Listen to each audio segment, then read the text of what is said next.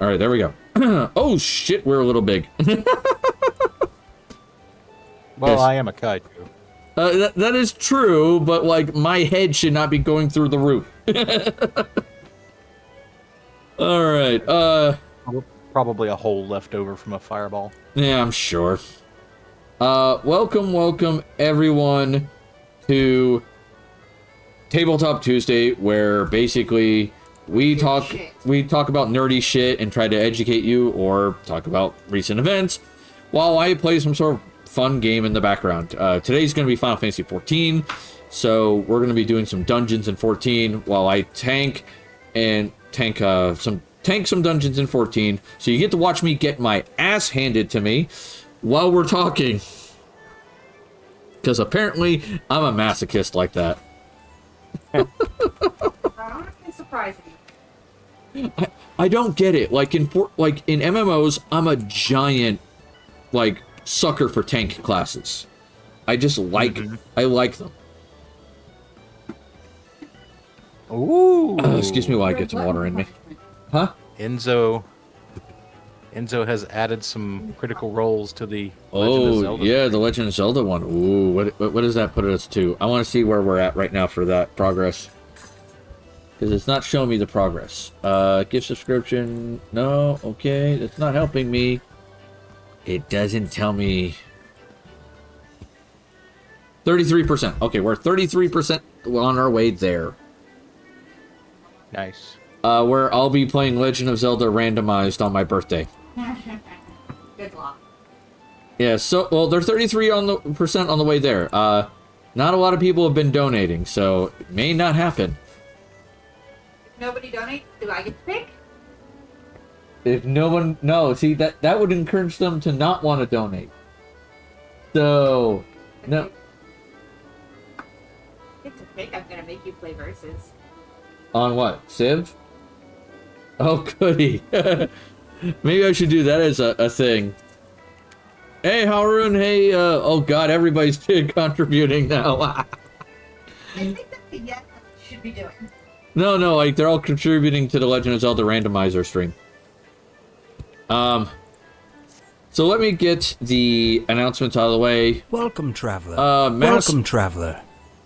Why do I hear Welcome Traveler twice? What happened here?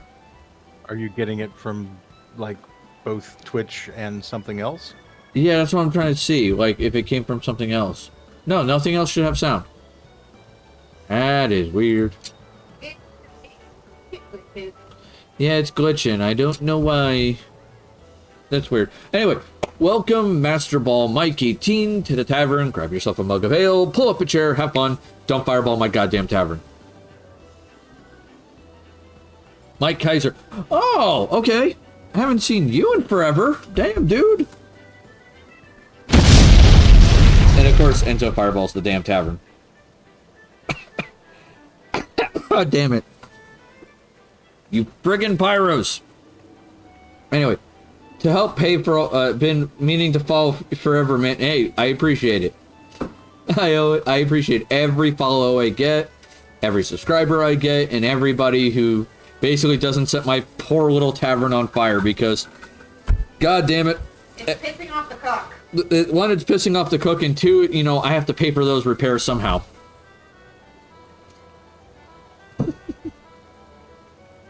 Alright, so we have two sponsors to cover real quick, and then we'll get into the fun of it. Alright, so our first sponsor is Shockbite Gaming Servers. They start at $2.50 USD a month. They have, like, they almost never crash. They handle, like, shit ton of games. Even they have a Pal World servers now. So that's kind of neat. We use them for our Minecraft server, and we very rarely have problems. It's usually something with a mod pack. No, not it's the because server. you're dumbass doing something stupid. You know, I might want to just do this so that way people understand this one. By kissing their boo-boos and slapping the bitch who made the boo-boo. I'll miss Joe Cat. Yeah. As I was trying to tell you, there Okay, are no what the bullets hell? left in this gun, you see? Okay, something's going on here. The reward queue is acting up because I literally was watching the reward queue. And Enzo's redeem showed up in the reward queue, for a split second and then disappeared. Huh. So something's up with Twitch. I'm going to have to look into that and find out what's going on. Because that's weird. It shouldn't be doing that. Anyway, the other sponsor we have is W Energy Drinks. There's a link down below. It's that weird smiley face thing. If you click on that and you order something from them, use the code RubyMadHatter, aka my name, and you'll get 10% off your entire purchase. I highly recommend those drinks. Like I said, I highly recommend those drinks. I enjoy them. My favorite is Galaxy Grenade. That's the one I enjoy. Okay, let me get to the game. Because we're in the gold saucer. Woohoo! Alright. It is weird, but it did fulfill. Yeah, that's so bizarre. Because my biggest concern is, like, someone redeems something, and I can't do it. Like, say they pick a game that, like, with the 5,000 critical roles, you can pick what game I play on Wednesdays. They pick a game I don't have. Whenever that happens, I reject it. So that way they get their channel points back. Mm-hmm. And this will make it so I can't do that. Which is a little bizarre and a little concerning. Yeah, it's just like, I don't know. I'll have to look through this and see what I can find. It worries me just a hair. Alright. So, what are we going to be talking about today? Well, we got some news stories, a couple. And then, from the news stories, we'll go back to the wonderful Wheel of Topics! Yay! Alright, so we'll have fun with that. Downloads did the same thing a few months ago, but it was on the alert side because Twitch updated something and broke it. Oh, that would explain it. Yay, Twitch. Fucking things up. I think you can always manually add points if absolutely needed. Okay, I hope that's the case because if someone redeems the game redeem thing and I don't have the game or the game gets vetoed, I want to be able to give them back their points. I feel like it would be dick not to do that. Alright. Oh, Google's having a seizure. I love it. Give me a second. My poor Google is now having a seizure.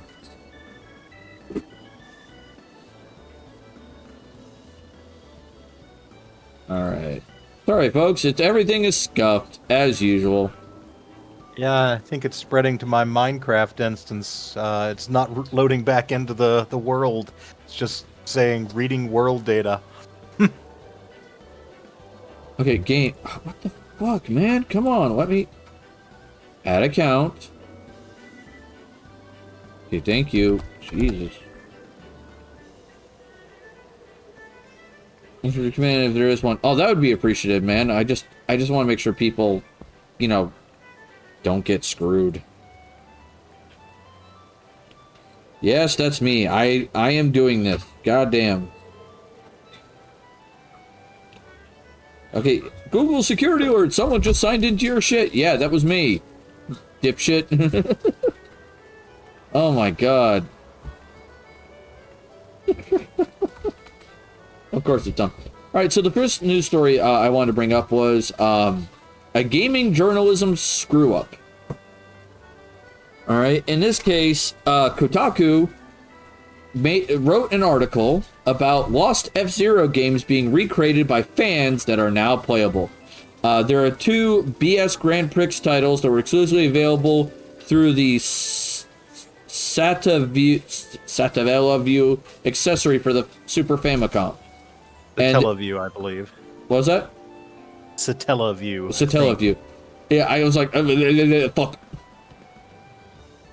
Anyway, so the funny thing is, every word in this article apparently was copied from a video done by Did You Know Gaming.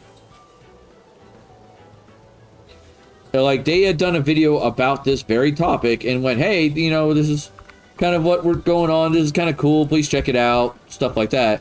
And Kotaku pretty much copy and pasted the whole damn thing. Just turn the video transcript on and start typing. Yep. It reminds me of that whole meme where it's like, hey, can I copy your homework? Yeah, just don't make it obvious. Yeah. It's like, what the fuck? Like, whoever did that at Kotaku needs fired. Like, seriously. Honestly, yeah, that is basically, I am not doing my job. I am just going to take somebody else's work and pass it off on as my job. And getting caught at that, yeah, that should be a firing. What makes it worse is when they got caught, they sort of admitted it that they did it, but then they how do I want to put this? They added 2 lines to the damn thing and said that it was okay now. And that was like, hey, you know, we actually was working in collaboration with this video, da-da-da-da-da-da. And I'm like, the fuck you say?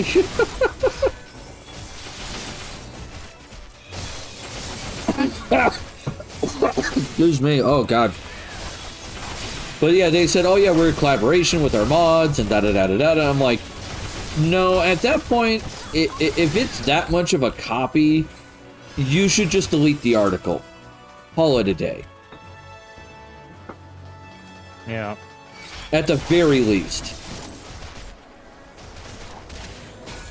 Like, if I was in the editor's seats, I would have been like, okay, that's it. Yeah, this article gets deleted. We'll write a formal apology and, you know, and link the video. That's the big thing that really pissed off the original authors, is that their video didn't get linked as a source.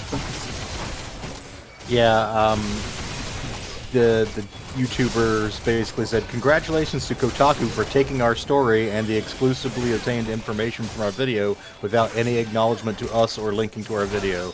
We broke this story and worked with the team that made the mod to produce the video. Yeah. So, yeah. It's like, damn, Kotaku, way to fuck up there. Like, goddamn, like, I do not understand how someone messed up this badly. Well, I haven't watched the video and compared it to the text of the article. It may not be a carbon copy word for word, but when you have one source breaking this news and you're going to write an article about the same thing, using that information, even if you are paraphrasing and changing the words around to make it not like straight up plagiarism, you always credit your sources, because that provides a trail of information that not only helps substantiate things, but it gives credit where credit is due. Somebody did the legwork to work with this mod team, and they deserve to have credit when someone else writes about it. Agreed. So, yeah. It just...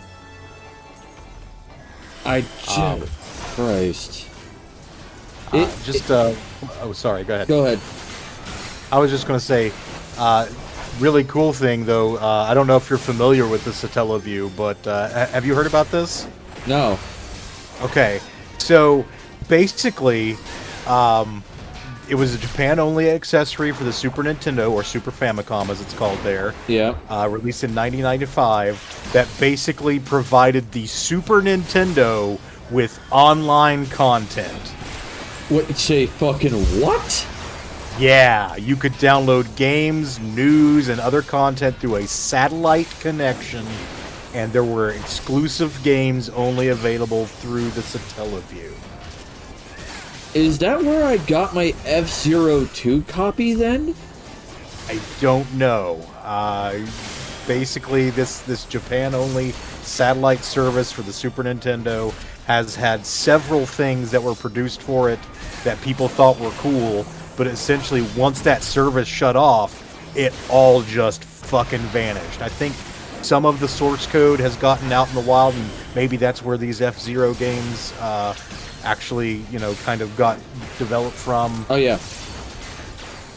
But yeah, this is really cool. I will say the Kotaku article does link the Did You Know Gaming video now. Yeah, now it does. Yes, in addition to the correction, they are providing a link to the video, so they have taken at least the minimum appropriate corrective steps.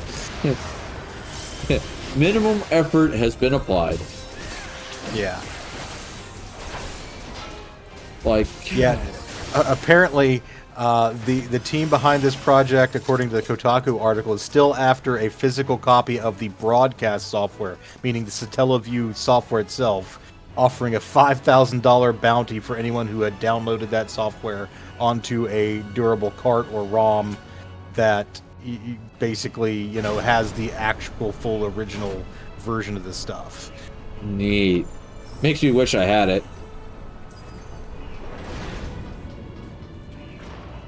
Because I have a copy of on my computer of F-Zero 2, which is kind of like F-Zero 1, the original Super Nintendo one. Yeah. But oh my god, are all the races so much harder? Like a lot harder. It is brutal, my dude. F-Zero was a classic. Apparently the GX version of the game is near impossible to beat. Nice. Because it was like one of their 3D versions and it went friggin' hog wild on the difficulty and the speed.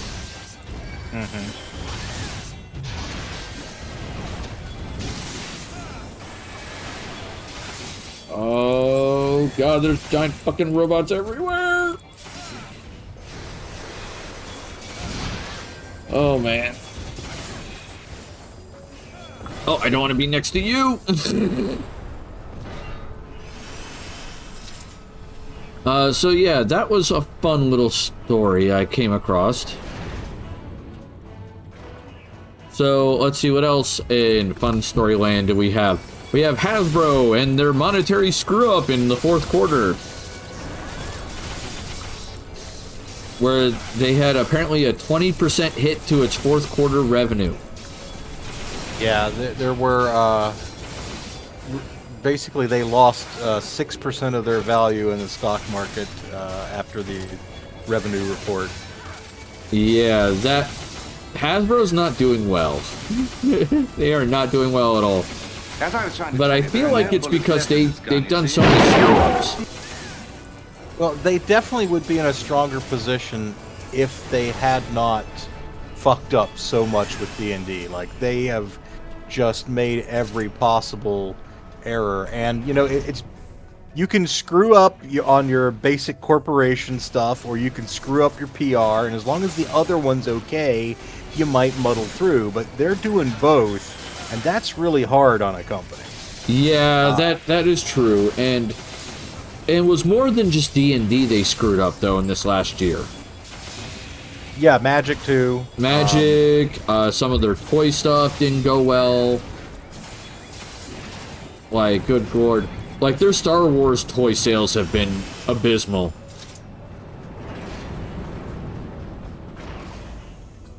Yeah, I haven't been tracking the toy side of their business. Apparently, when they did the sequel trilogy toys, their sales were nowhere near expectations. Well, I think the part of the problem there is, you know, original Star Wars trilogy aimed at kind of an all-ages audience. So you had a lot of kids, you had teenagers, you had adults, and then one of the things the prequel trilogy did well was, at least for the first one, you still had that entry point for the very young kids. I don't think the sequel trilogy gave a damn if, like, your average 12-year-old went to see it or not. Yeah. And that means your toy market is going to be inherently very limited. Yeah. But they did a ton of toys apparently for it, and certain toys actually sold well, and certain toys did not. And the ones that sold well surprised me versus the ones who didn't. Okay. The Kylo Ren toys did not sell well. And that kind of surprised me a little bit. Edgelord McFuckhead. Yeah, Edgelord McFuckhead apparently was not, overly popular. So I was like, okay, if he didn't do well, then Rey probably at least did well because she's the hero, all that jazz. No, actually her sales were worse than Kylo Ren's. Who did well? Finn. Okay. Finn did well, Poe did well. Those two did well. Absolutely outstanding. And honestly, I'm so glad that they did. Yeah.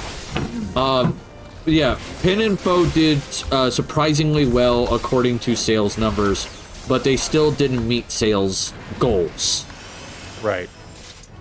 Now, the other thing that I was going to ask is, when were these toys coming out? Because there was, I don't know if you're aware of this, back during the COVID supply chain issues, as things started to recover, Hasbro went for a time, and I think for some lines they're still doing it, where instead of getting your classic action figure, you've got a cardboard card with a plastic bubble and you see the figure, they were doing full cardboard packaging because they were having difficulty cheaply sourcing the clear plastic that they would normally use for the figures. So the consequence of this was you'd be buying a figure off the rack and you couldn't actually see the figure. You just had to trust that it was intact and fine inside the cardboard. Yeah. And sales just bottomed out for all their lines because of that, because people are so used to being able to see what they buy in the action figure market. So I wonder if that also had a contribution to make. I feel like it did. That would be my guess. I would say that had a hand in it. The COVID stuff had a hand in it. And, of course, the movie's not doing particularly stellar also probably had a hand in it.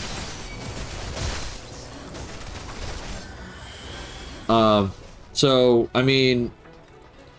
And when I say not doing stellar, I'm not saying that, they were god-awful movies. I'm saying they were not as... What's the word I'm looking for? Accepted by the community as the older movies were. Yeah. So there is that. So there is that. In some cases, some stores have started putting the... Apparently, some people have been sharing pictures of the Rey and the Kylo Ren figurines in the bargain bin. Yeah.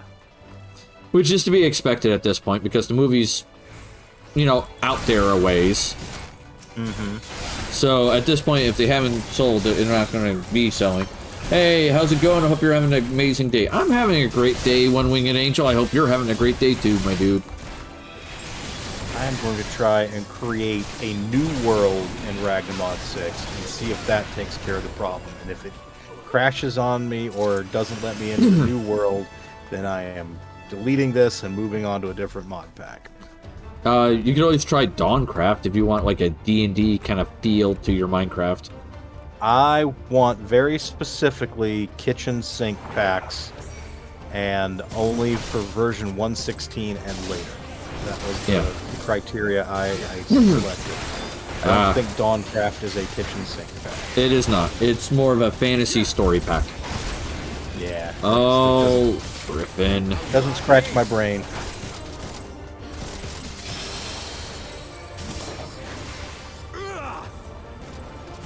He eventually... This is the guy that, every now and then you'll hear him go, sloppy! It's really weird. Oh, really? Okay. Yeah, there he goes, sloppy! Yep.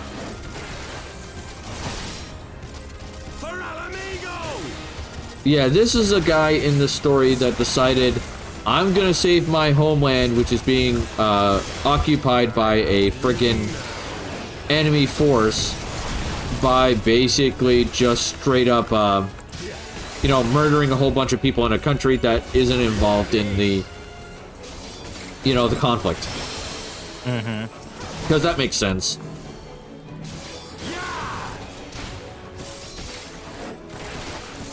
Like, come on, my Hello, dude. One-Winged Angel TV. Yep. Uh-oh. No one get hit with that?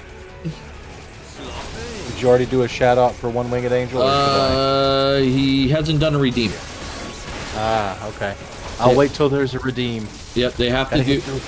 Yeah, I need a Discord redeem. That's kind of mostly my shtick. Okay, we gotta go help this person.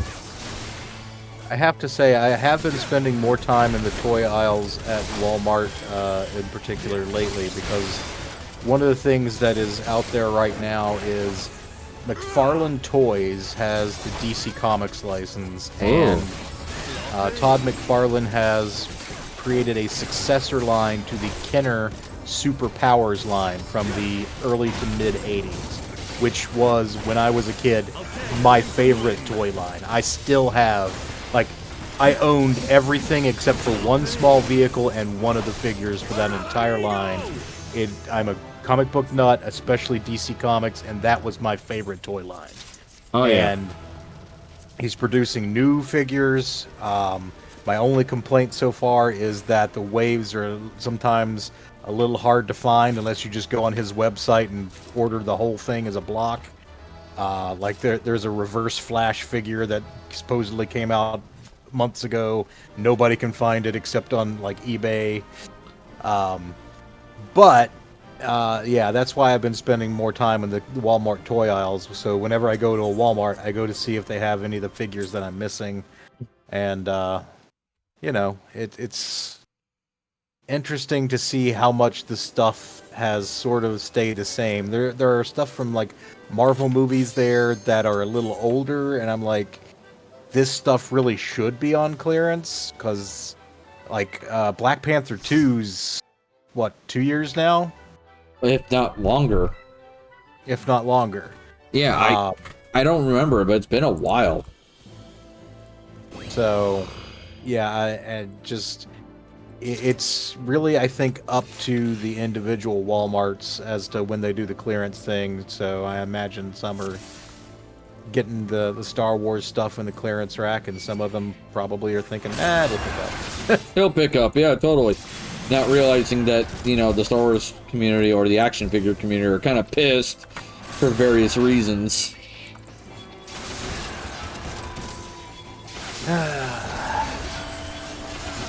I try not to spend too much on toys these days, but the Superpowers line got me. I can imagine. We all have those weak times where we're like, fuck, I don't want to spend money on this, but god damn, I really do. I mean, for me, Funko Pops are somewhat tempting in the general case, because I just like the design.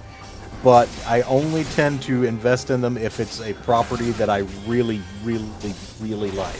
And these days, that's pretty scarce because I've got Funko Pops for most of the properties that I really like. Except, the other day, I was in our local comic and game store, and I noticed that they had 2 of the Ginyu Force. Oh, do you have And the other I was 3? like, they had, I think, Jace and Goldo. And I was like, if they had all 5 of the Ginyu Force in stock, I would buy those Funko Pops. Like, I would buy all 5 of them because the little Funko figures are posed like in the Ginyu Force, like, battle pose. Oh, Jesus. And I would be just, like, all over that shit. That's catnip for me. I wonder if the volume's okay, because every now and then it says desktop volume. God damn it. How's the volume on that? Yeah, volume on that, bitch. Well, no, every now and then it says the desktop volume goes into red. So I wonder if it's too loud for people.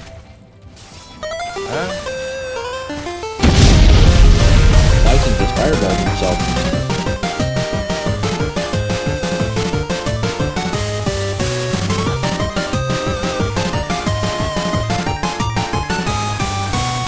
Hey, Wisen, do me a favor. Tell me if the volume's too loud or too quiet.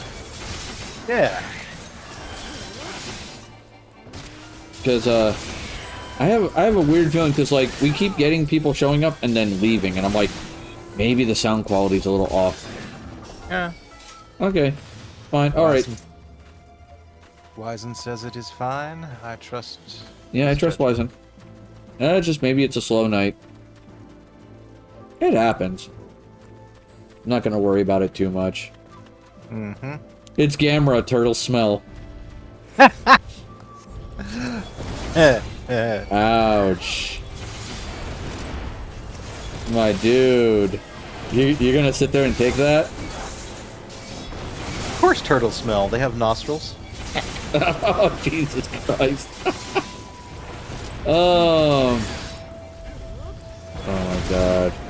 This is the puzzle dungeon, too. Or one of the puzzle dungeons. The fun times there.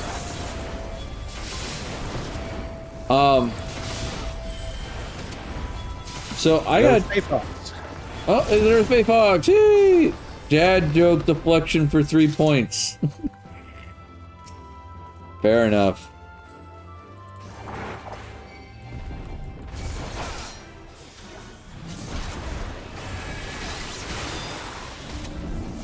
Oh, excuse me. Oh, I don't want to get hit with that.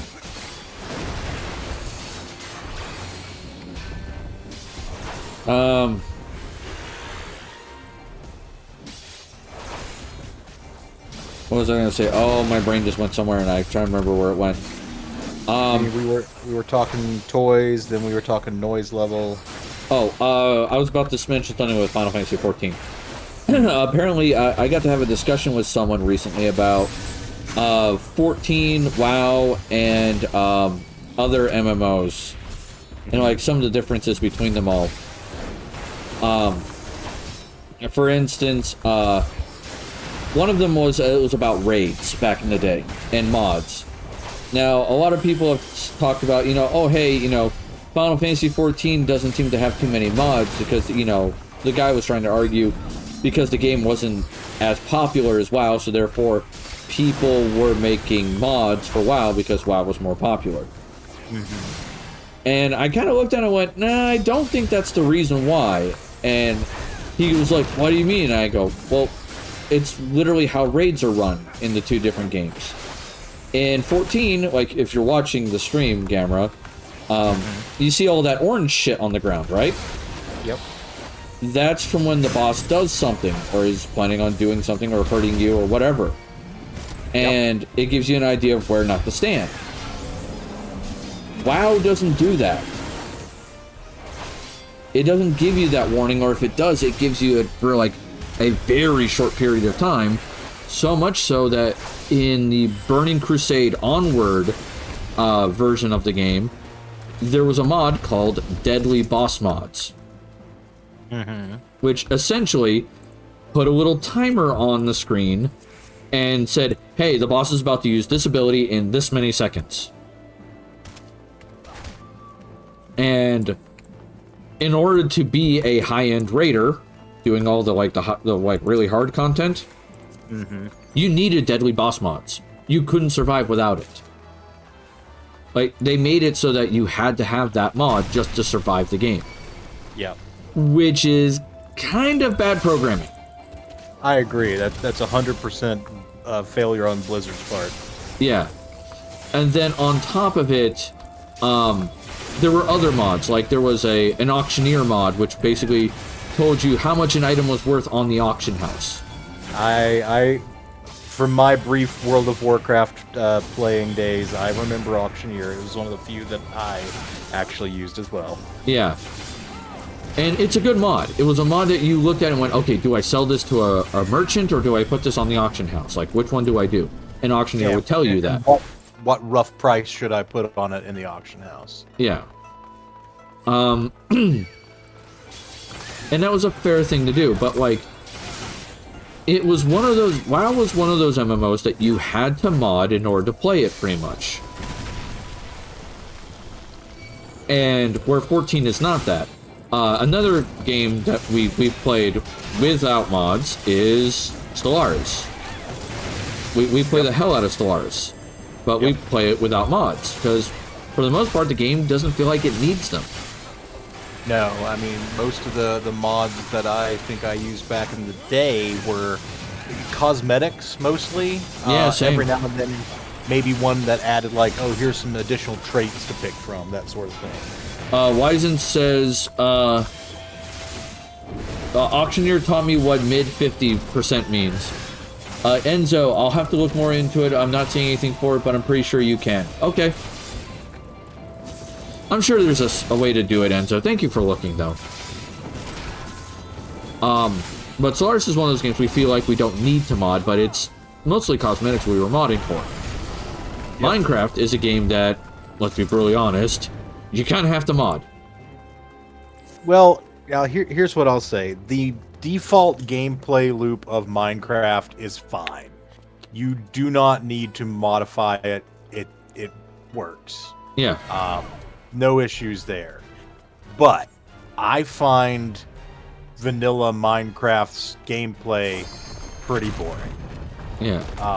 It just doesn't scratch my brain the way it needs to, and I want to have, you know, some better options, some other things going on that I can enjoy.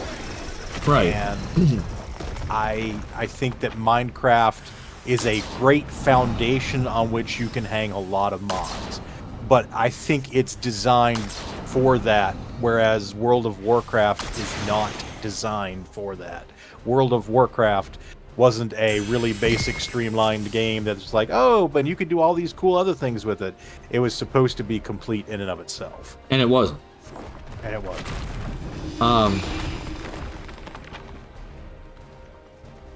Christ, go.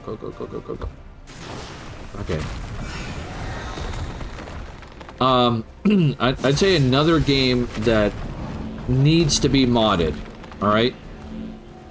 And a lot of people don't realize this, is Subnautica. Because there is at least one mod that consistently needs to be done in. And it's not... Most people will expect me to say multiplayer, but it's not. It's the map mod. Because, like, the multiplayer mod is very popular, don't get me wrong, but it's not a mod that I'd say you need in order to play the game. The map mod, on the other hand, I feel is. Because it is really hard sometimes to remember where things are. Especially if you walk away from the game for a while and come back to it. Fair. Like, it's one of those things that you just need that reminder.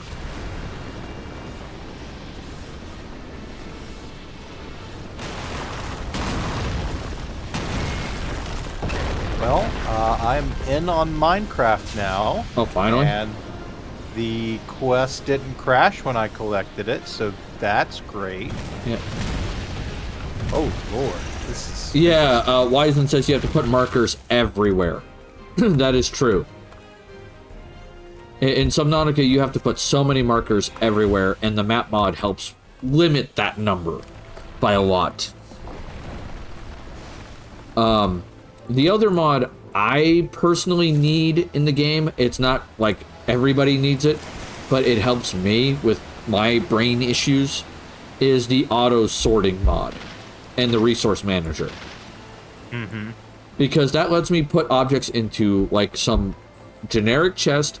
It gets sorted into a system that I can set up the sort beforehand instead of while dropping off items. And the resource manager mod allows me to collect those items without too much, you know, looking around for shit. Right. And that's kind of something I need just for me.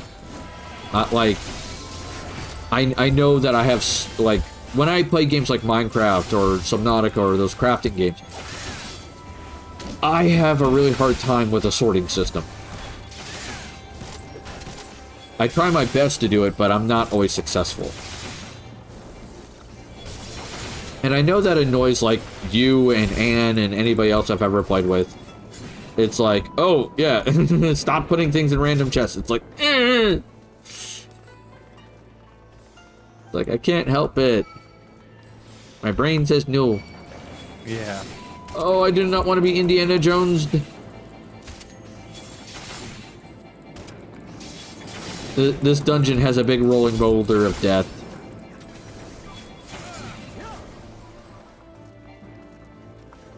Uh-huh. Okay, I don't see the boulder anymore. Is it coming?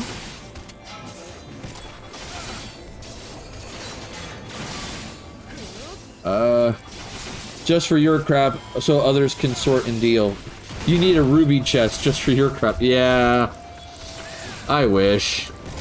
I will say that it is nice to just have my own inventory that I manage, because yeah, you do sort of chaotically Dump things. dump things. Yeah, I know, and I try not to. I try my best to keep to a sorting system, but I know I fail at that so much, because, like, sometimes I'll overly focus on, like, whatever task I'm doing, and I will just empty my inventory and just keep going towards that task. Which I know annoys people. And I'm sorry. Oops. What was in our game? Pal World, for instance, I don't feel like I'm gonna need to mod it. I know there's mods for it already, but I don't feel like I need to mod it. Right. What other games do I have that I was talking about? This person with mods. Oh, Stardew Valley, I need to mod that, definitely. Because, dear Christ, having a large farm is near impossible to do when you have to till everything. Yeah. Wyzen says it's Pokemon with gums and it jumped the shark on any mods. Now, here's the thing. There are already mods for Pal World. They exist. I don't know what they are, but I know it has a page on Nexus mods. And that concerns me ever so slightly sometimes. Oh, why? Nexus mods? Yeah. Worried about the sexy mods? Yeah. Yes, I am, because I'm not sure if sexy mods are going to be a good idea for that game. Especially with PAL number 69. Is that the horny one? Yes. They actually made it number 69. Yes, they did. I swear to God, look up PAL number 69. I promise you. I think it's the one that I've seen. I think I know the one you're talking It's about. pink with like a heart and all that jazz. Yeah. Really likes people. Yes. It's like, why? Why did you do this? I mean, to give you an idea how bad Nexus mods are sometimes, there's two games in particular that are problematic when it comes to those kind of mods. One is what you would expect. Alright, and that's Skyrim. Skyrim has all kinds of what are referred to as sloot mods. As the community refers to them as. The other game that you may not expect as much is Dragon Age Origins. As it has a whole lot of those kind of mods. Not, like, shocked by that, but... Yeah, it's just like, why is this a thing? Okay, so is this... Okay, here we go. Ready? The first five listed on Nexus mods for Pal World. Map Unlocker, Lewd Lads. Jesus, what a shock. Faster breeding, basic minimap, and carry weight increase. Okay. Kind of what I expected, to be brutally honest, if I was thinking about mods for that game.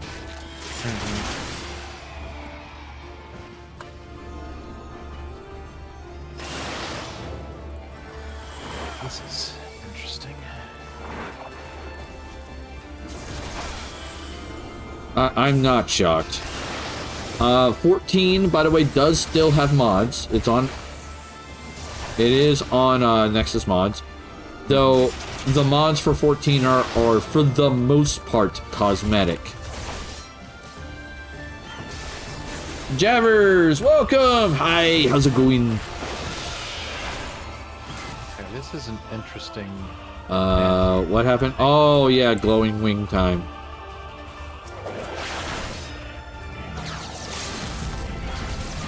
Alright, let me hit you. Let me hit you.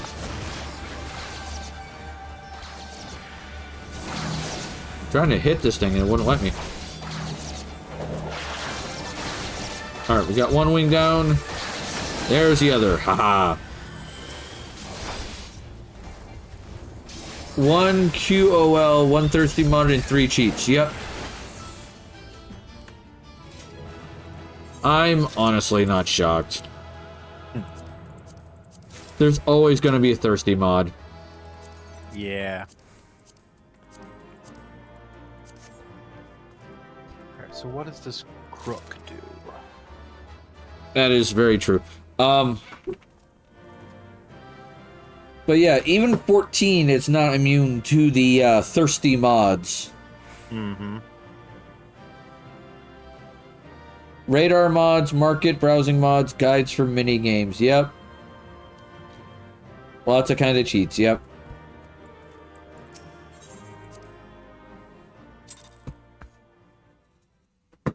I keep getting multiple player commendations, and I'm a little surprised.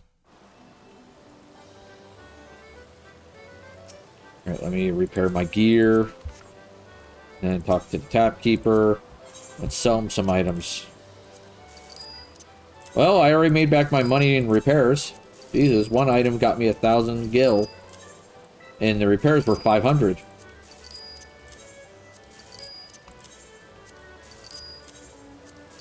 Okay, let's get this all sold. Thank you.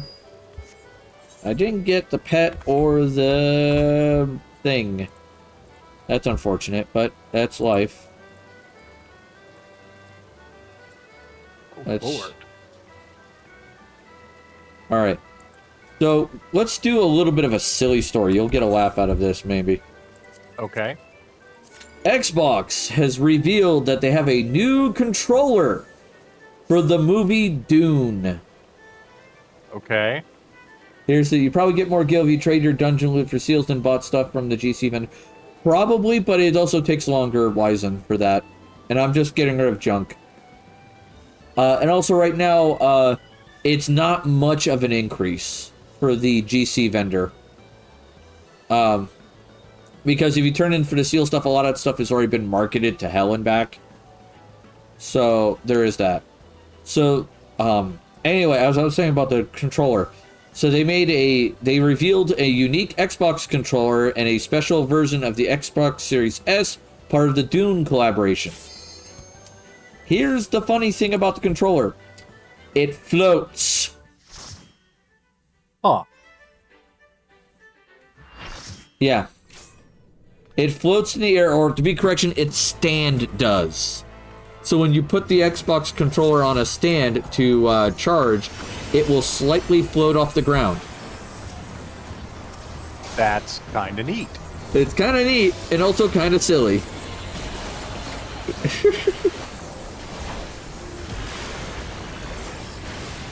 It's just like, oh my god, why is this a thing? But we'll go with it. When I first saw the article saying it floats, I was assuming they were talking about floating in water. Yeah, like, oh, you're gaming on your Xbox in the bathtub, and you know, here's how you keep it from sinking below the water line. Yeah, it's like, wait, what? AP is here. Hey, AP. All right. Oh, excuse me. Oh, I hope you're having a great night, AP. So that was kind of a fun little haha story. I kind of wanted to share. It's like, it floats. The thing I'm afraid of now, though, is like, I can't have that in my house. Because my kids. they'll think it's some sort of cool ass toy and they'll really want to play with it. Makes sense. It's like, please no. Like, no, God, no.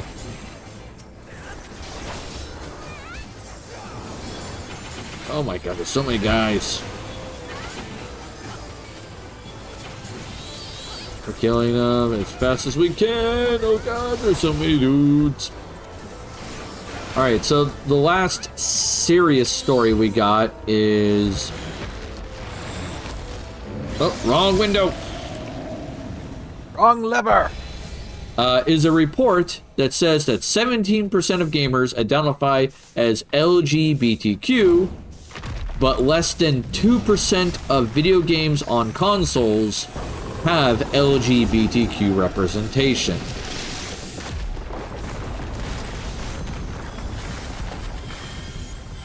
And yeah, we were talking about this a little bit before stream. Just not terribly surprising. I don't think I caught that you were talking specifically about the console ones. Yeah. But,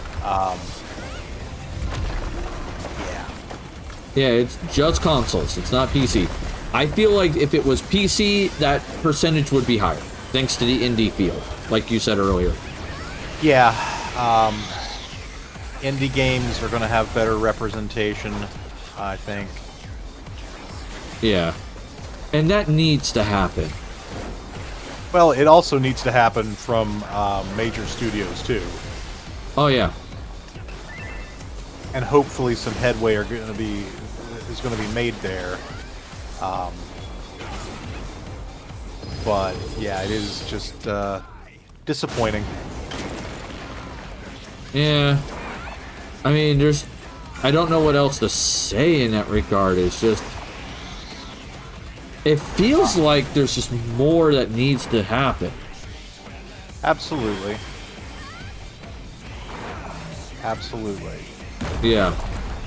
Oh Lord, I don't even know how I'm gonna do this.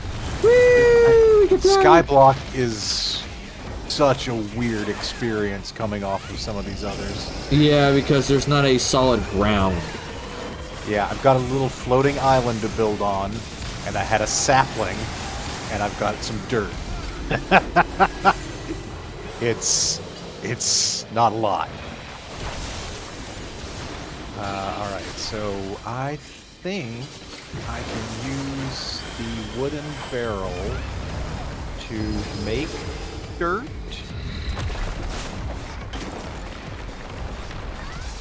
Oh my God. Oh, AP has got a 5-stream watch streak. Congrats. Nice. AP, are you going to contribute to the Zelda randomizer for my birthday challenge?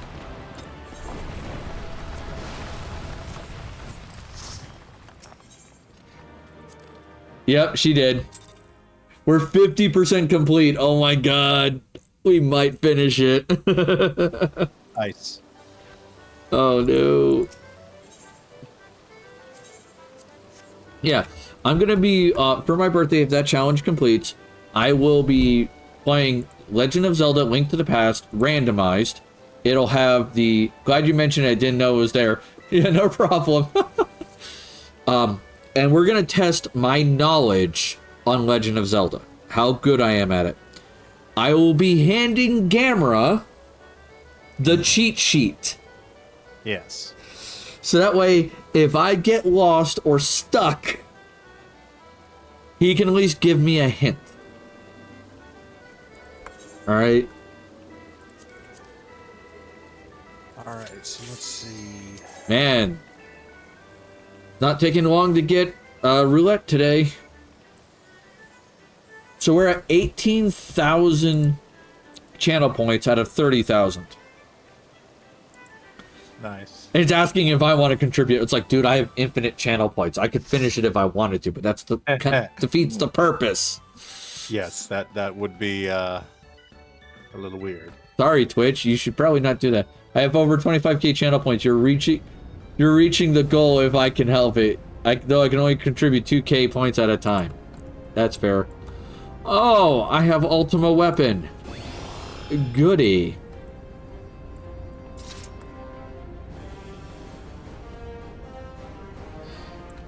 Oh, I can cook silkworms, but I don't think that's what I'm supposed to do with them. That seems weird. I mean, isn't that how silk is made in real life, though? Is they're boiled? I think the silkworms just, make silk. I could have sworn, like, there's a boiling in the process. I might be wrong. They might boil the silk that is spun. That might be it. Or something? I'm not sure. Let me see. What happens if I just kind of lay a silkworm down? Nothing, because I can't lay it down. Oh! I can put it on leaves of my tree and infest it, and maybe then they will bring me silk. spring.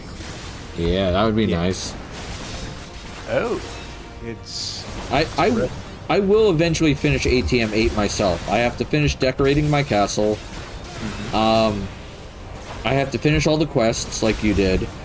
I have to finish my town that I have on the bottom of my mountain. Yeah. Because I'm messing around with mine colonies for the first time. Yep.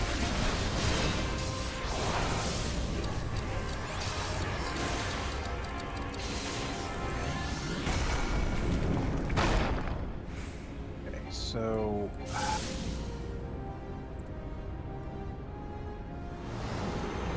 And there's Heidelin saying, hear, feel, think. Well, AP, if you're going to help that be completed, that means you're going to have to show up to every single stream and donate your 2K until it's done. Call me Sheik. Hey, buddy, how's it going? Hopefully your streaming's been going well. I know every time I come across it, you're, like, sitting in front of a TV streaming. So, it's always fun. I can never quite make out what you're playing, though, sometimes. Oh, Wiseman just contributed 2,000 more. Oh, God, we're at 20K. You know, when I set the goal to...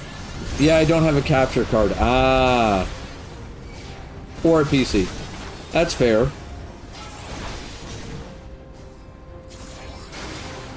Oh, I don't want to be outside. I want to be in the middle. God damn it. Will you let me go to the outside so I can have the DPS, you know, have its butt? Uh-oh. That's gonna be great. Oh, yeah, you got knocked into it.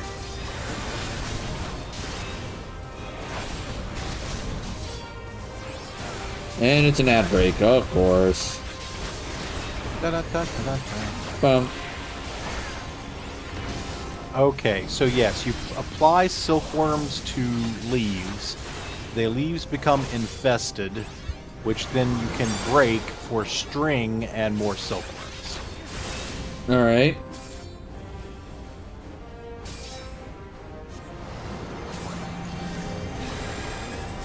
And there is Heidelin again.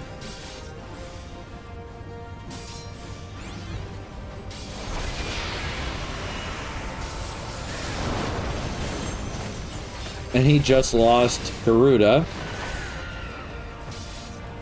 That leaves him with just Ifrit now.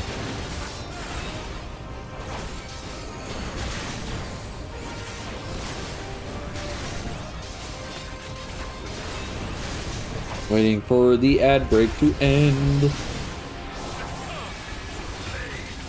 Well, to those of you who are subscribers and are not getting the ad break, I thank you so much from the bottom of my heart that you have decided to support me and not have to deal with the shitty ads. Yep. I appreciate that very much. Because every subscription makes it a little easier to keep the lights on here.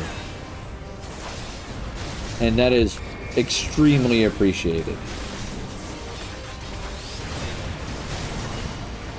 Let's go back downstairs now.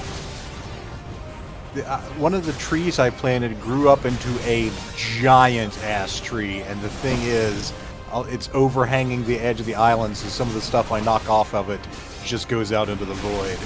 So Wizen goes, if I don't pay, I miss some of the famous fuck-ups. that's right. If you subscribe today, you'll get 50% more fuck-ups. God damn it. Not to mention you earn channel points you earn critical rolls faster too when you subscribe. So that helps a lot. Sheik, if you're having trouble like finding a PC or anything like that, you can always message me. I built PCs. It's kind of like a little side job I do. So I might be able to at least point you in the right direction. If not, you know, we could work out an arrangement.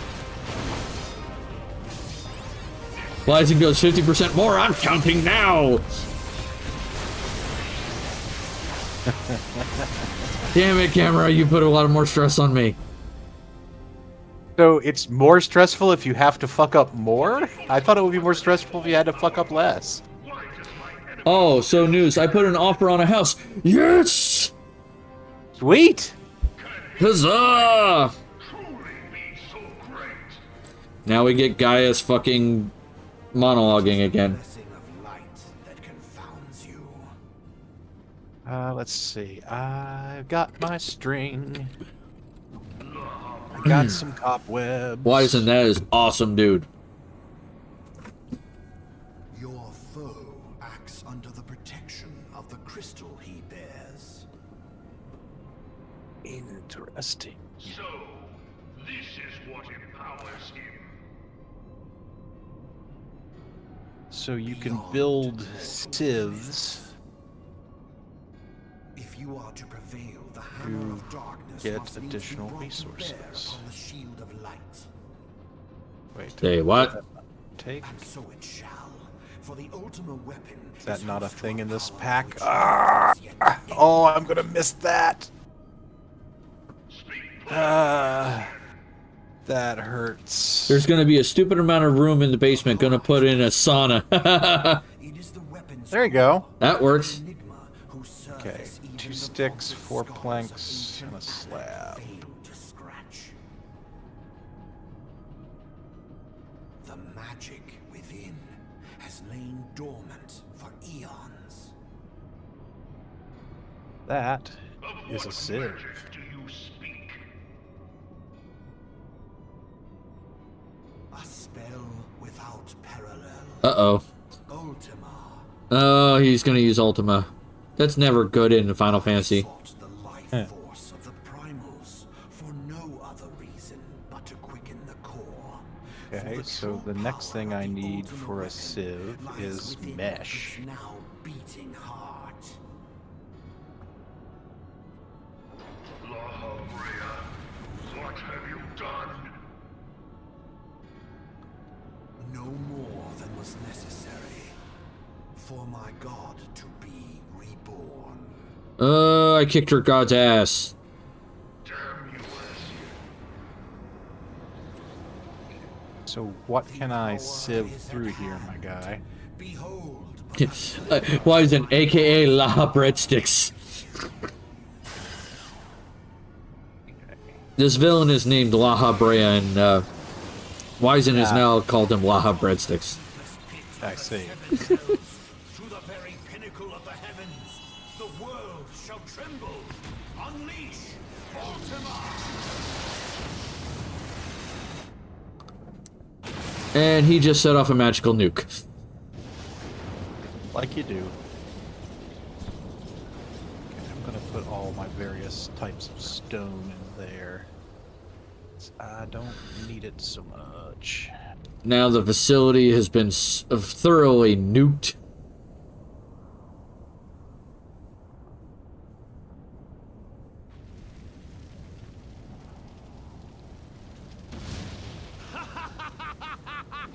Oh, fuck you, buddy. Such devastation. This was not my intention. Oh, it's your results there, bucko. Oh, Heidelin, it seems the task Alright, you know, while we're waiting for this guy to keep chatting, has exhausted what let's, strength you had spin the left. wheel. Your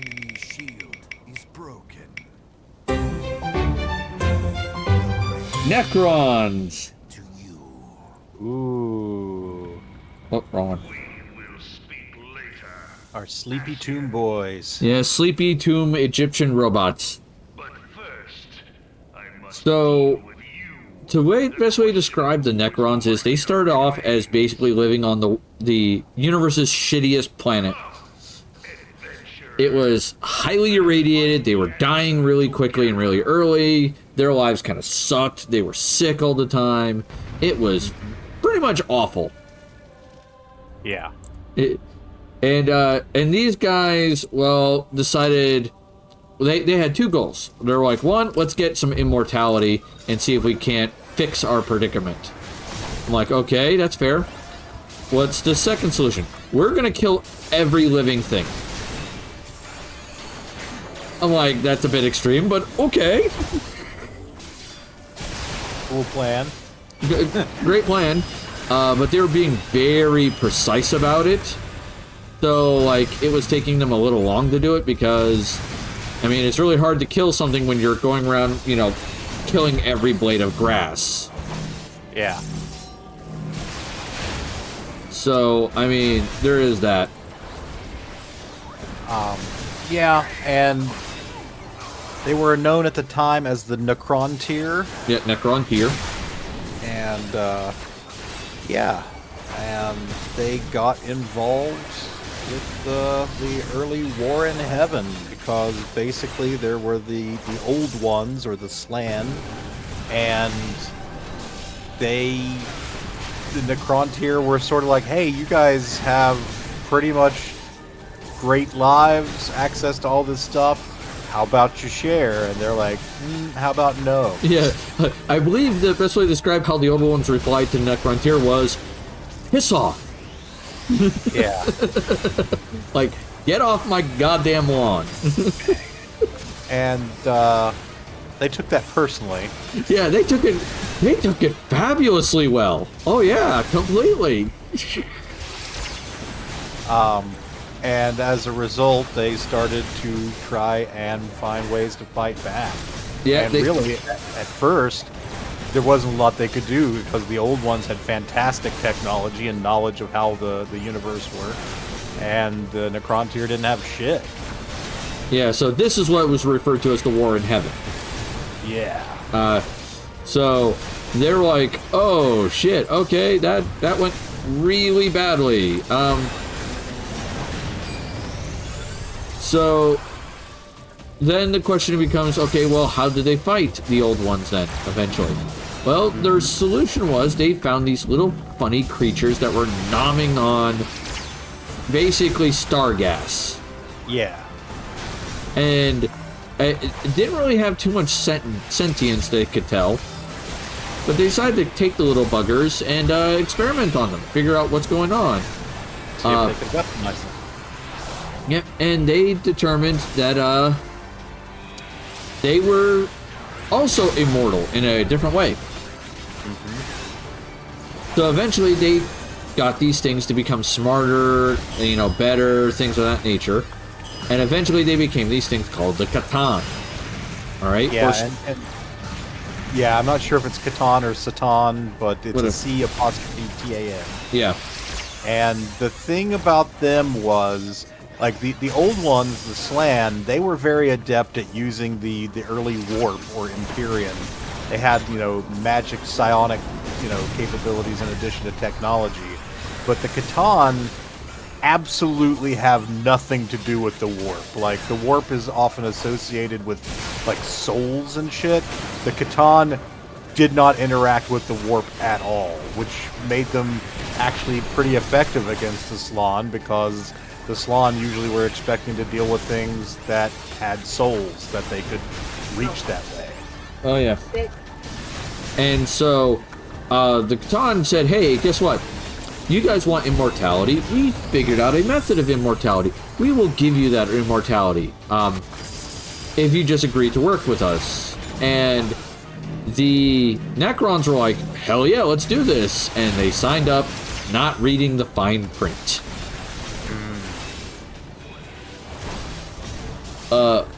Hey, Stone Stream Dubs. Haven't seen you in forever, my dude. welcome back. Hopefully you're having a great night. You both are huge nerds, FYI. Yes. Yes, we are. We are giant nerds here. I am, in fact, a kaiju-sized nerd. Hi, Chow. Go to bed. Yeah, I know I have pokies. I haven't shaved in a few days. My daughter is complaining about that I have pokies on my face.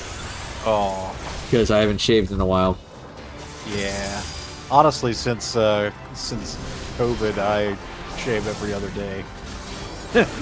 It's like I wore a mask outside everywhere for so long. It's just like I just got used to not doing it, and I just don't want to do it. Take care of your cookies. Well, then take care of your pokies. Yes, I will later. Tonight. Oh, God. Let me take care of them tonight. Not tonight, but... Okay, come on, guys. Oh, we gotta get... Oh, there we go. We got level 3 limit breaks. Alright, Reaper, get him.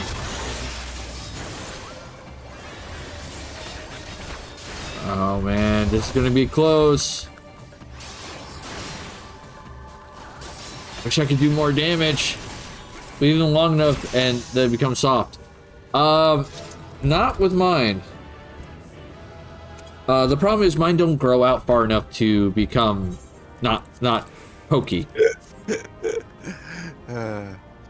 It's unfortunate. Trying hard to grow a beard and can't. Yeah, can't do it. Leave them long enough Yeah. that they become soft. I gotta add something to the list. It was a P suggestion, which is advice for someone attending con for the first time. Alright, so we'll add that to the wheel. Ooh. Ooh, the wheel. Yep. So anyway, so the Necrons basically got dragged into a soul forge and turned into robot people. Yeah, most Necrons' personalities did not survive the process. So essentially, they were turned into robot zombies. Yeah. Some of the more powerful and adept members of their society did survive. Like, they retained their personalities, but they were the exception, not the rule. Yeah. Which, at some point, we will have a little sit-down talk about, like, the Silent King, Trazen. Add topic to the wheel, sing a show tune. Okay, I guess I could do that. I'm wondering how I get water in this pack.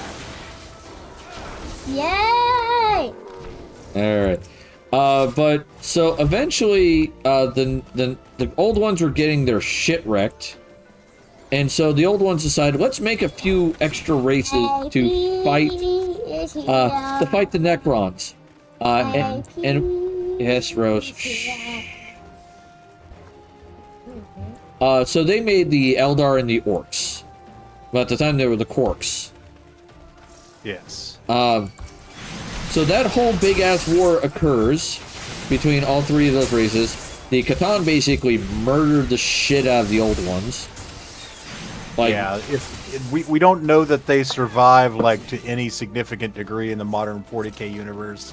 We occasionally see a glimpse of, you know, a creature that might be one of them, but yeah, they got wrecked. They got wrecked. So the Eldar, not the Eldar, sorry, the Necrons realizing that their shit's about to be wrecked because the Eldar and the Quarks are pretty much pounding the everlasting crap out of them. Mm-hmm. And right as the old ones are killed, the Necrons decide, let's rebel against the Catan and murder the shit out of them. Well, you can't murder completely a god as a mortal, apparently. So they broke them apart and put them in little shell things that might as well be giant Pokeballs. Yep. It's a little weird. But then when the other guys start showing up about ready to wreck their shit, they realized we're all gonna die. So they got into giant tombs underground and went to sleep. Yeah, one way to triumph over all organic life in the universe is to just outlast it. So it's like, we'll take a nap, and when we get up, maybe they'll all be dead. Yeah, we'll be back later. Like, sup guys, you guys can have these planets. We'll be back in like 10,000 years. After 10,000 years, I'm free. It's time to conquer Earth. It's more like, you know, they got woken up a little early because some Adeptus Mechanicus dipshit decided to basically mess with a console, and they all woke up like, who the fuck is messing with our doorbell?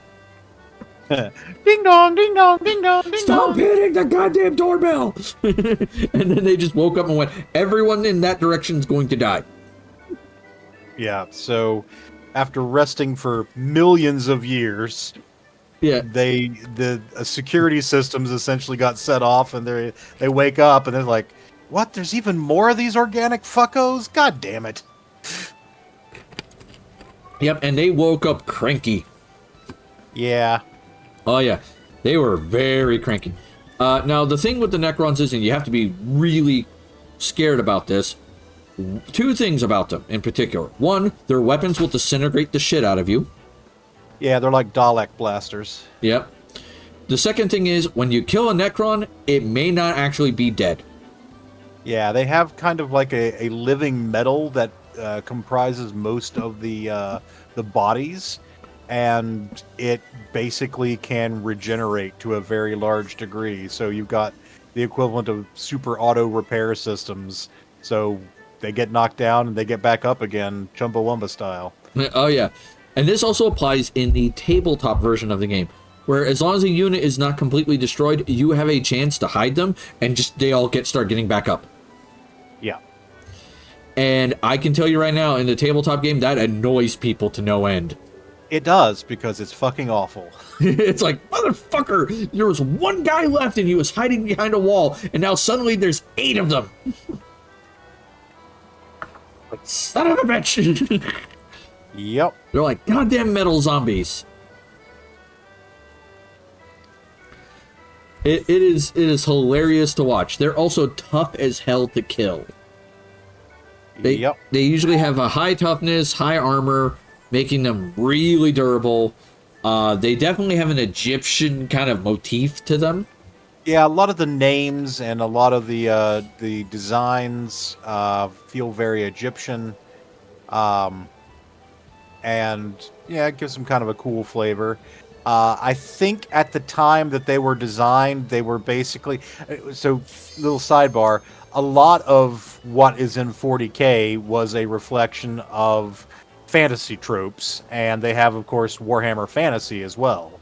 Right. And the faction in the fantasy called the Tomb Kings was essentially, yeah, a bunch of, like, undead mummy types living in tombs, or I guess unliving in tombs. And yeah, so the Necrons feel very much like, what if we did Tomb Kings but in space? Yeah. Oh god, it's this raid. I could be having a bad time here in a second. This is the Near Automata raid. Oh.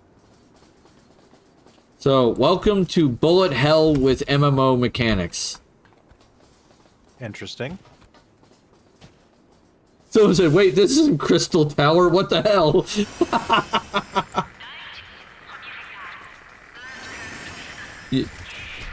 Usually whenever you do one of these raids, the Crystal Tower is what most people get, or World of Darkness. It is very uncommon this comes up.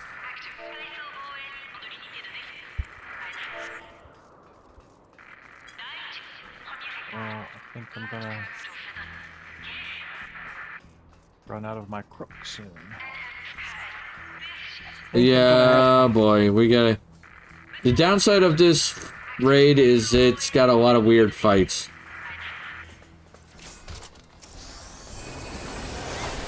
There we go. The screen's about to get very bright and very colorful for a moment. And this is with reduced things. Hey, who's Mira? Thank you for the bits. our little owlbear Biddy loves to be, well fed and played with. So thank you so much for, giving him something to play with. I appreciate it. Oh, I don't want that. I need to make another crook. So anyway, yeah, when the Necrons show up, they usually tend to not show up unless they already have a tomb on a planet, or there's something, like, really important for them there. So, the average person Imperial is not going to run into them often. Right. But when they do show up, it's kind of a pain.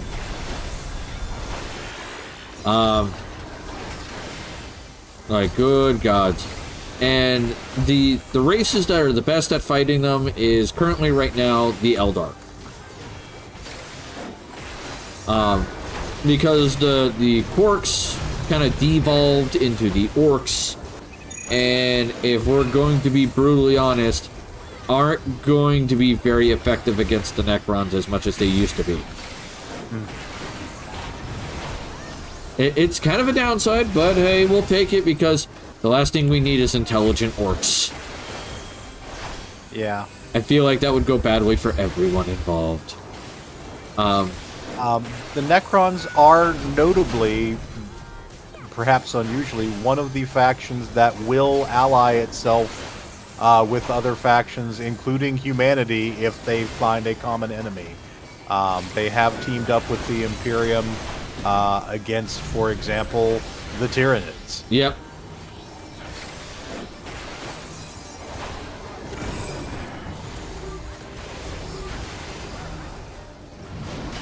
I'm gonna have to just take this tree down. Yeah, the Tyranids are pretty much like the one faction that pisses off everybody enough to where they agree to team up.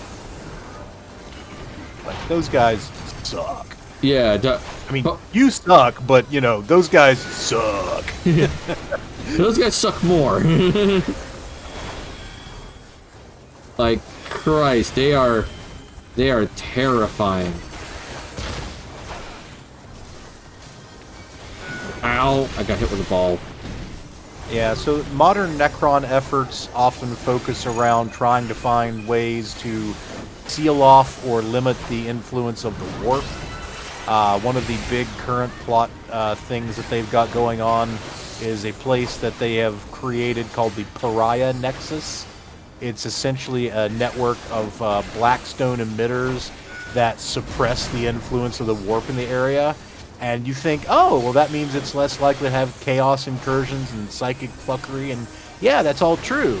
Except any normal organic life living there basically becomes suicidally depressed because essentially it's a soul dampener. Yeah. You begin to suffer from some severe ultra depression. Yeah.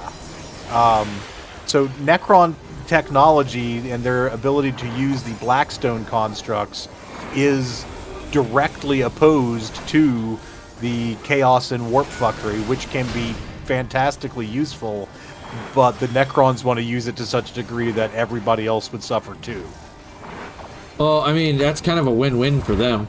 It's win-win for them, but like the Imperium would love to have access to Blackstone that they could use willy-nilly, because there's several essentially gaping wounds that lead into the warp that they would love to just shut down.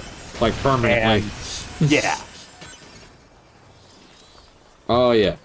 So, there are some, like I said, there are some fun Necrons we mentioned earlier. My personal favorite Necron is still Trazyn the Infinite. Yeah, Trazyn the Infinite, the absolute fucking bastard thief of the universe. Okay, so Trazyn, AP, you could appreciate this because this might be how do I put this? Something you could share with Melissa if you want later. Trazyn is a museum curator. That's kind of his job. Except if the museum curator had severe kleptomania. Yeah, Trazyn is a freelance museum curator. He has his own museum. Yeah, he has his own museum. Probably with blackjack and hookers. I would assume so. He's got everything else. He's stolen everything else, so why not at this point? Trazen has this habit that if it's unique or interesting, it has to be in his museum. Yeah. No exceptions. He has full-on battles frozen in time that he occasionally unfreezes to let the battle progress, or he'll make like a minor modification to it and then let the battle go on and then rewind time and do it again. Yeah. It is, if you give me a moment, Gamrock, do you think you could find the list of the things that are in Trazen's collection? There's one. Oh. There's a list that it's done as a joke of things that are in canon in his collection and as a joke out of canon in his collection. Let's see if I can find it. I'm trying to remember it. It's just like there's all kinds of weird shit. Like we're fairly certain he has was it Rogul Doran's magic pain glove. Let's see. He has his pain glove. I know he has a cork on ice. All right, so we have. I think I've found the serious list. Okay. I'm trying to. I found the meme list of things that he's done, which is, yeah, okay. It's just basically silly bullshit that people are making up. Yeah. All right, so amongst his official collection, according to the Warhammer fandom wiki Segmentum Obscurus, Okay. we have the prismatic galleries, which are holographic capturing of events from history deemed worthy of preservation. They are not populated by mere sculpture, but by conscious living beings transmuted into the holograph themselves. Included in the galleries are the last High Council of the Idhare Craft World, so an Eldar Craft World's ruling council, an exhibit showcasing the massacres on Tragus, a warband of orcs attacking an unknown blue-shelled invertebrate xenospecies, the catacombs of Kalf during the Underground War, and an exhibit labeled The Death of Lord Solar Macarius, which is 1/10 composed of by Imperial Guardsmen who are 300 years from the wrong time period. Basically, he didn't have enough of the actual guys, so he stole some that's like, it's close enough. He has a Catan shard that Trazen has described as the source of his power. Wraithbone choir of Altansar, Wraithbone being the special Eldar material that they build their constructs out of. Oh, Jesus. The preserved head of Sebastian Thor, one of the former heads of the Ecclesiarchy of Terra. The ossified husk of an enslaver, which is a type of Xenos creature, I believe. Giant man wearing Baroque power armor, so that could be basically an early Space Marine or a Primarch, perhaps. All right. Brother Cassiel of the Blood Angels, who was serving with the Death Watch at the time. Just frozen. Frozen. Karnak World Spirit Shrine. Don't know that. Cabrius War Catachan Regiment. So basically, regiments of the Catachan faction of Imperial Guard from the Cabrius War. A temporal device containing the Tyranid invasion of Voros, which Trazen himself set off. Like, he triggered the invasion and then froze the invasion in time. He has a number of Ultramarines from the Horus Heresy era, so basically just 10,000-year-old Ultramarines frozen. Regiments from the Vostroyan Firstborn of the Imperial Guard, and Tanith, which is notable because basically Tanith in the novels has produced one regiment that still exists. It's called the Tanith First and Only, and it's in some of the novels because the planet was destroyed while they were essentially off-world. So Trazen has survivors from this destroyed planet. He also has a number of Salamander Space Marines that were thought lost during the Clovian disaster. Jesus Christ. He has an Adeptus Custodes. Of course Just he does. one. Doom Dizzle goes, fucked up, what's up? Can someone do his shout out for me, please? I can pop back over there and do that Okay. while you're busy. Yeah, I'm busy fighting a robot.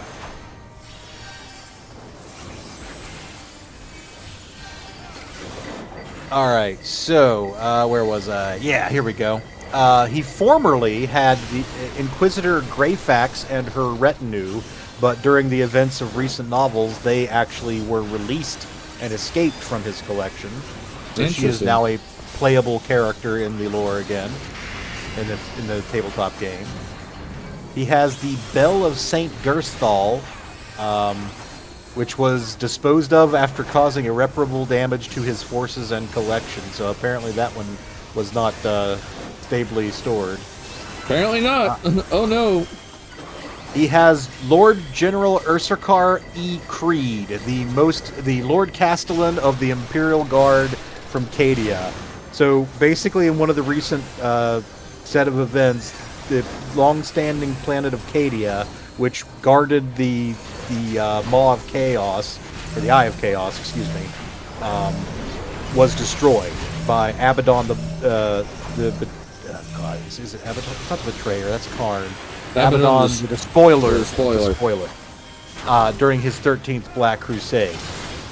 The Cadians kicked some serious ass before their planet was destroyed, but one of the things that happened was long-standing Lord Castellan Creed did not make the evacuation. But before the planet blew up, Trazen pops up and was like, yoink! And Mine. basically Pokeballs the guy, and now he's in the collection. That's the thing, like, Trazen's one of those characters that he has zero issue flying by, like, something, and just grabbing shit. Yeah. Drive-by steel. He has a 12-foot tall Krork in power armor, more advanced than Astartes power armor. So basically some early super orc. A damaged but still functional webway portal, so if he needs to get into the Eldar webway. A troop of Harlequins, the special Eldar that kind of are able to go freely between the Dark Eldar and the regular Eldar. They're kind of the neutral Eldar. He had a massive stock of uncorrupted gene seed from the Emperor's children that he traded to Fabius Bile for something. In fact, I think he traded it for this next thing on the list. But that means basically Bile has access to the gene seed before it was mutated to chaos, so he can work from a stable base. And then the last item on the wiki list is a perfect clone of the Primarch Fulgrim, which was created by Bile, and I think that's what he traded for the gene seed. Bile being originally of the Emperor's children, he decided he wanted to recreate his Primarch and see what would happen, because the Primarch had become essentially a Chaos Demon. And he cloned him and created a perfect clone. And it was sentient, and it had all Fulgrim's memories, and was horrified at what the other one had done. And Bile was like, I don't know if this works out. So he basically said, you know what, I'm going to make a trade. Yeah. So there are 2 Fulgrims out there, which is just the craziest thing. So isn't Fulgrim the Primarch that's all obsessed with perfection and shit? He is, yes. Oh no. And it's noteworthy that in the story where this happens, like, there are some of the chaos-corrupted Emperor's children around, you know, I guess guarding Bile's lab or whatever. He doesn't really formally stick around his legion, but some of them do stick around him. And they started responding to the clone as if it were the real Primarch. They're like, there's this thing that happens with Space Marines when they see their gene daddy, that they just kind of get all starry-eyed and like, it's the Gene Father, and and they were basically doing that, and it was going to be a big deal in a hurry, most likely, because Like, what do? Do they suddenly turn loyalist again? How does that even work? Yeah, I don't know if that would go well or not. So yeah, that was an interesting experiment for Bile, and he decided not to leave the clone out loose and just gave him to Trazen.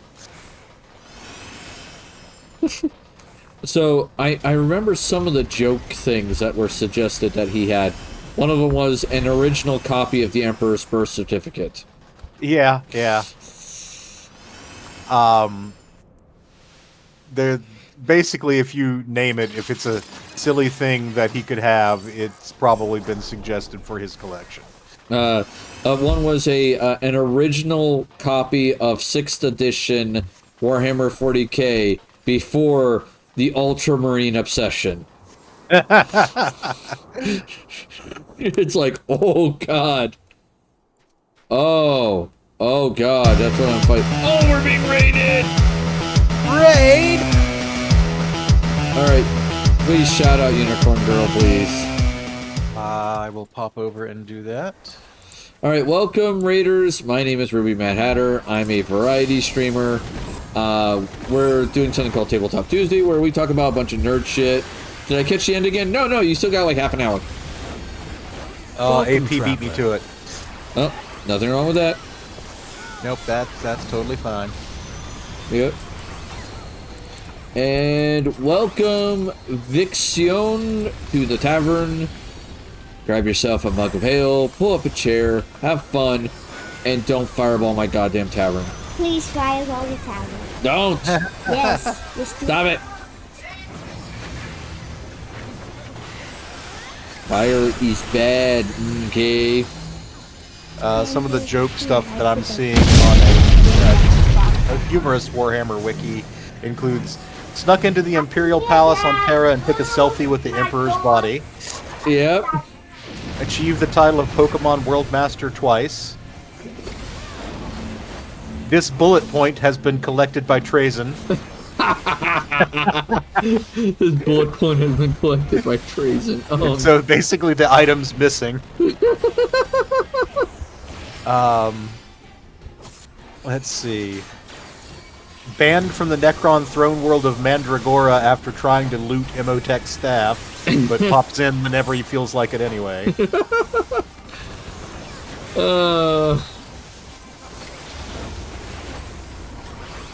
There has been some rumors that he's able to use other Necron lords as body doubles without telling them, essentially using his conscience to override their controls. Oh, Jesus. Oh, and one of the things he did at the fall of Cadia to try and hold off the forces of Chaos longer until he got what he wanted was releasing a bunch of those Horus Heresy era Ultramarines. I forgot about that. Like, sup? Yeah, he's like, Ultramarines, I choose you! And just, a whole 1,000 Ultramarines pop out and start fighting Chaos. And that probably made the poor Chaos guys go, what the fuck? I remember these assholes. We kicked them. They shouldn't be here. We kicked their ass like so long ago.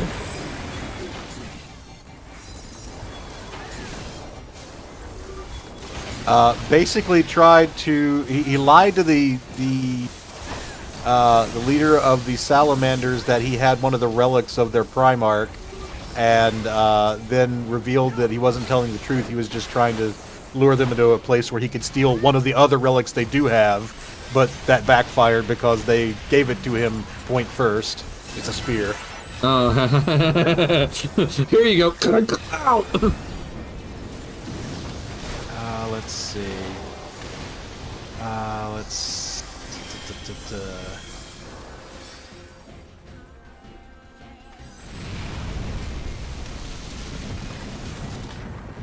Steal Gilliman's pillow. Wow.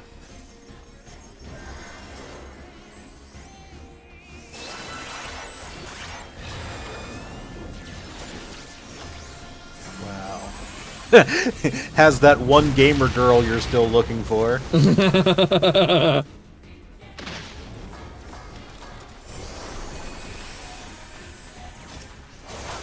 Probably has a non-burned copy of my fucking tavern. Yeah. Eorzea the Forbidden One.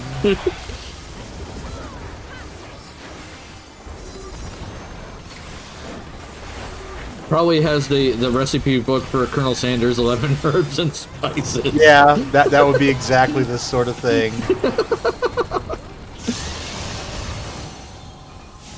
The time machine from Back to the Future. General Grievous's lightsaber. Yeah, now we're getting real silly. Yeah. Underwear stolen from the Adept sororities. Jesus Christ. Captain Angelos' favorite hammer. Captain Angelos being of the Blood Ravens. That's only fair. Yeah. Hey, Angel Woman. Oh, yes. This raid. This is the raid I'm doing. Oh, God. Vixie won. One of the Rings of Powers. He's a good one, Vixie. I am a good one. I try to be good. I'm a relatively good person. Mostly. One of Jagatai Khan's bikes. Rogaldorn's blanket, yeah. Oh my god.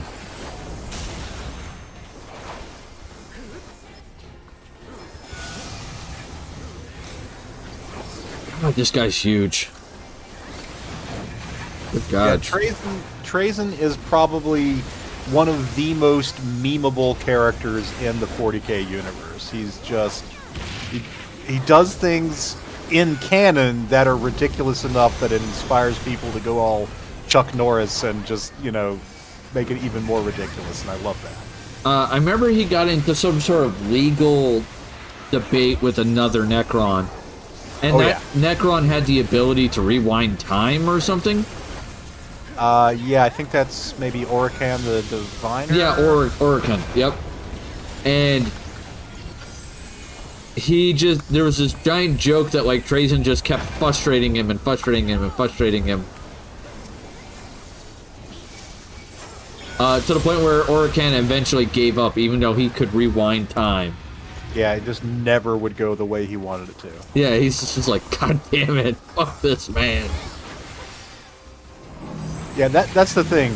Trazen is pretty much hated by everybody because he will steal from everybody. The only time that, you know, people get along with him is like, well, maybe he stole the thing that we need from somebody else, so we gotta play nice. Yeah, maybe if he'll give it to us, please. Yeah. Okay. I need to get through all of this infested Mark silk Smash. Oh my god, he's a big boy. I keep forgetting how big this robot is in this game. Because he's massive.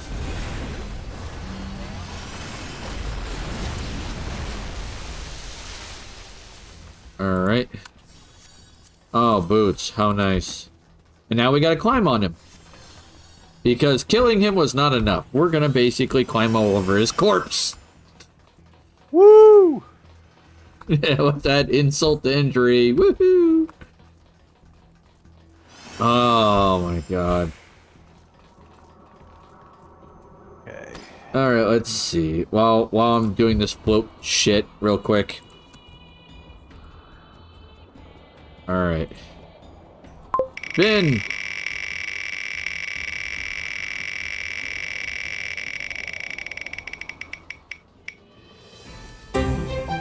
Best GM experience. Nice. Alright. So, the best experience we had as a GM. Let me think.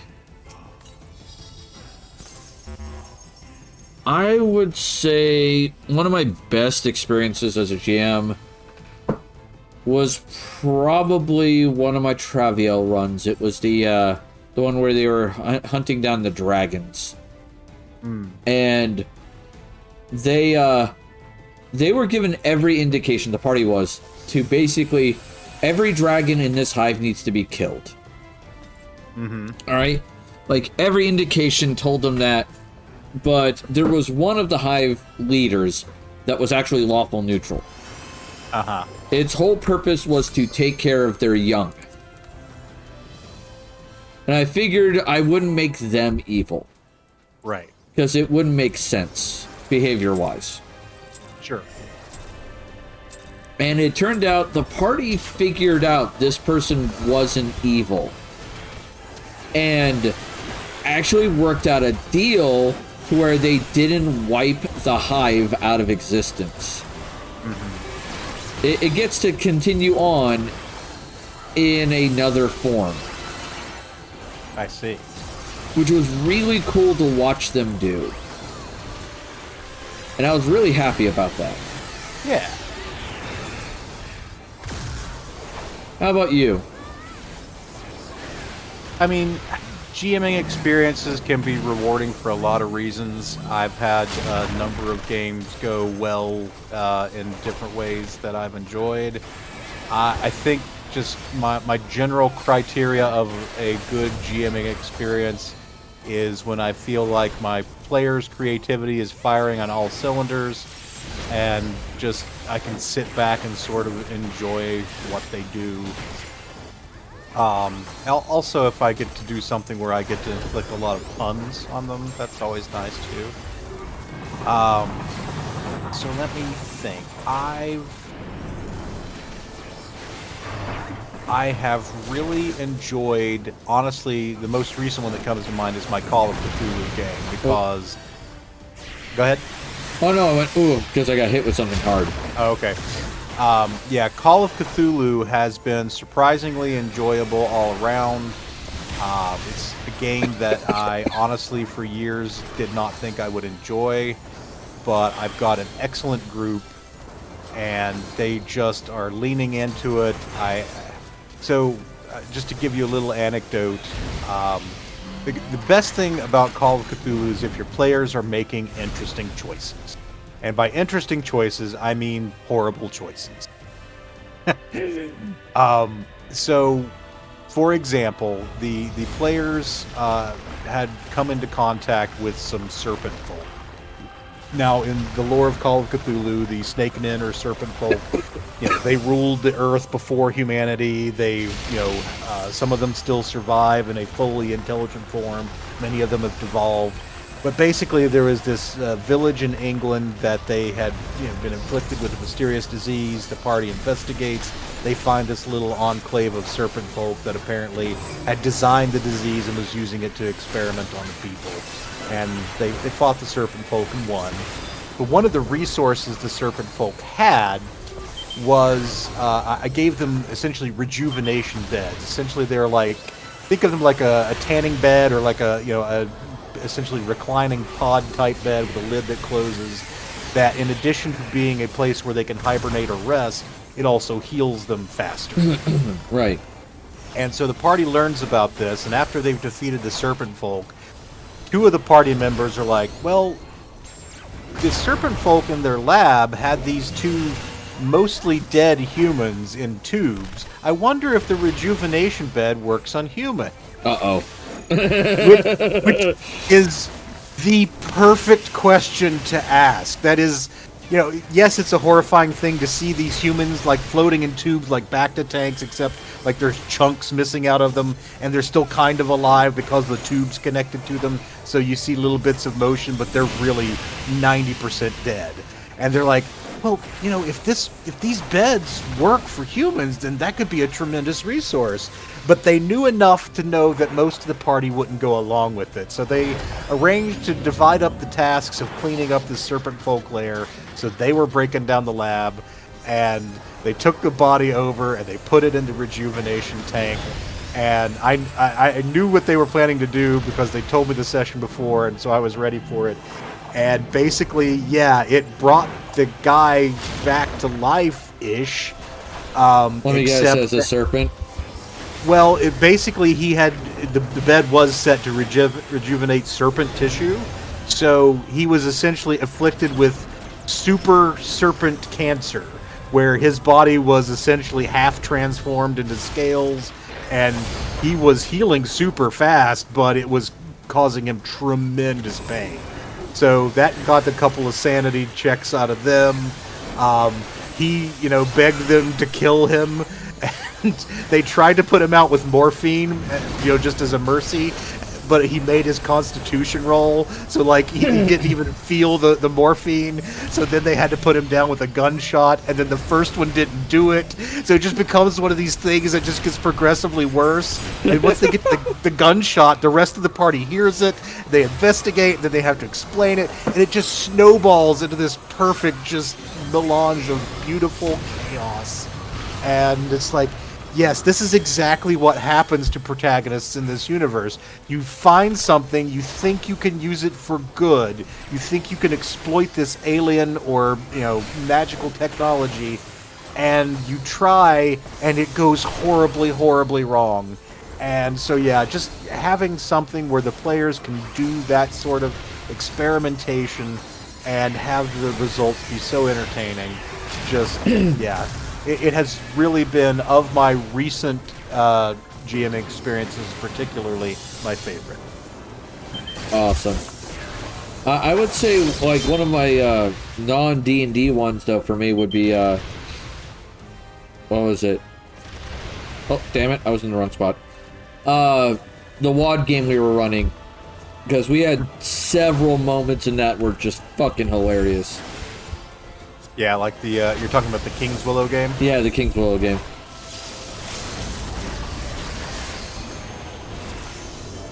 Absolutely. Oh, yeah.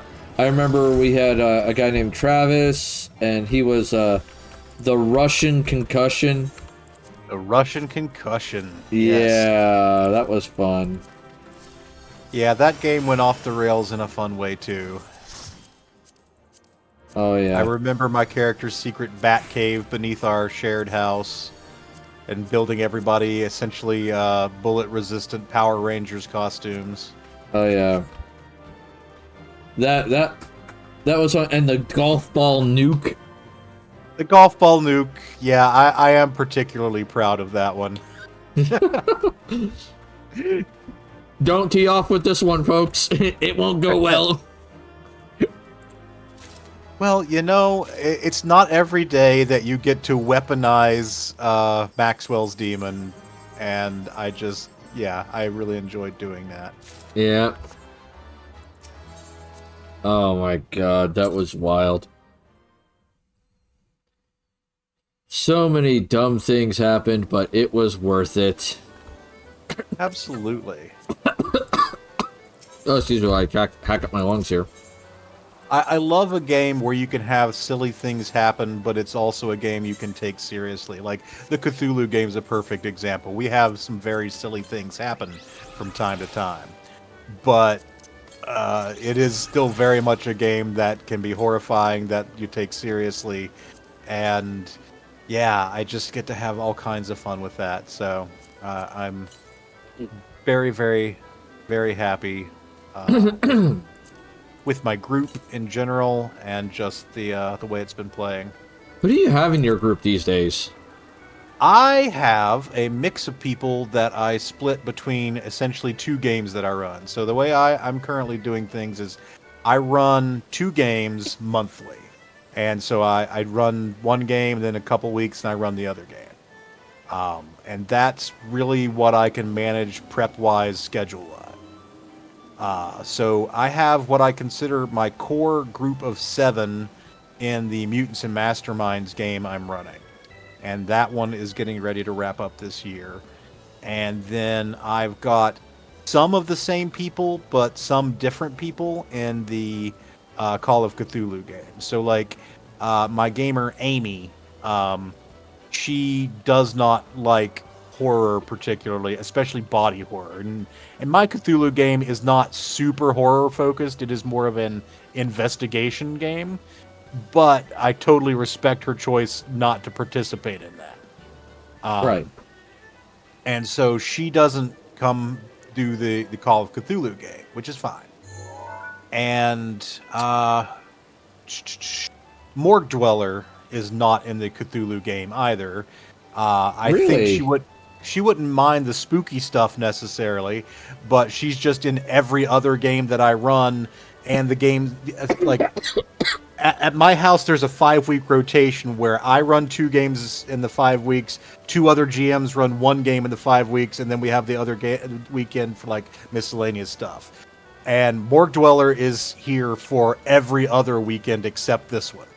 So basically, that's why she's not in this particular Okay. game.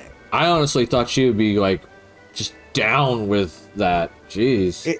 I mean, the horror stuff, like I said, isn't a problem for her, but it's just a matter of hey, maybe take a break every now and then. I don't know. I honestly thought she'd be down for the horror. Yeah. Like that's kind of her shtick, her aesthetic. Yeah, well, I mean, yes and no. She likes spoopy stuff, but horror is a little different. It's not just spooky. It can be gross out. It can be it can be triggering to a lot of folks for a lot of reasons.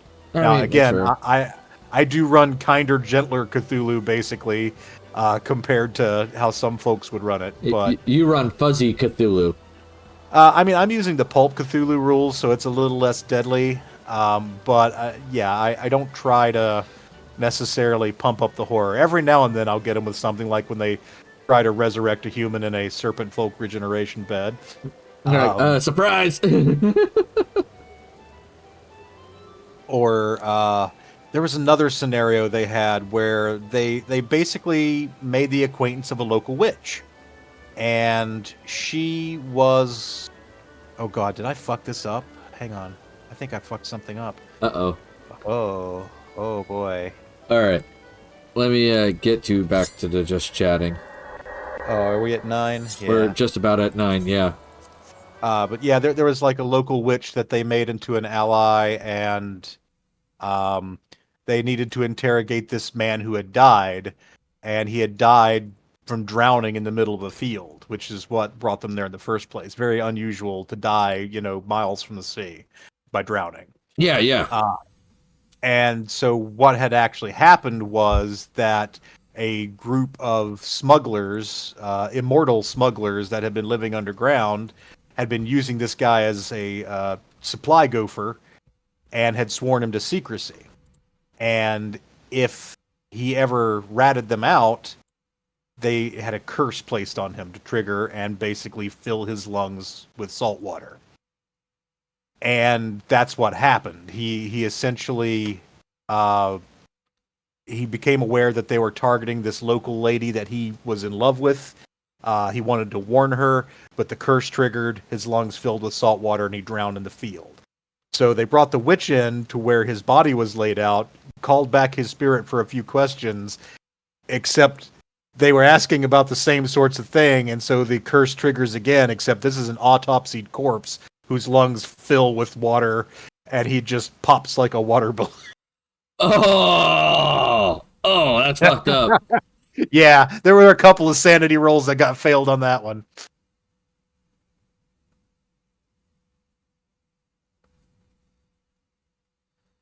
Oh my god, that's messed up.